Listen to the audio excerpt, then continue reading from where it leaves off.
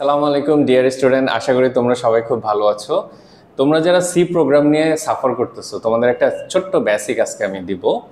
তো খেয়াল করো, সি প্রোগ্রামের বেসিক স্ট্রাকচার জাস্ট এই তিনটা লাইন দিয়ে কিন্তু আমরা সি প্রোগ্রামের বেসিক স্ট্রাকচারটা বুঝে যেতে পারবো। ফার্স্ট লাইনে কি থাকবে? Hash include stdio.h।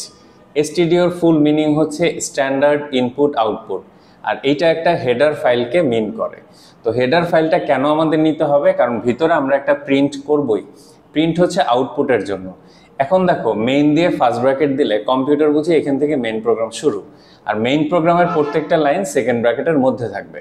তো কোনো একটা কিছু আমরা যদি প্রিন্ট করতে চাই, আউটপুট হিসাবে শো করতে চাই, এটা আমরা প্রিন্ট এফের মধ্যে ইনভার্টেড কমা দিয়ে লিখবো এবং লাস্টে অবশ্যই সেমিকোলনটা দিব।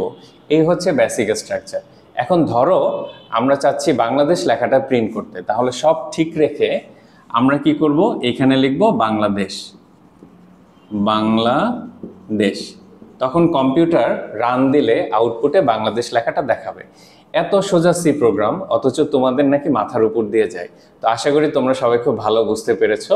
তোমাদের সাথে আমার দেখা হবে কোনো একটি অফলাইন বা অনলাইন কোর্সে। সবাই ভালো থেকো, আল্লাহ হাফেজ।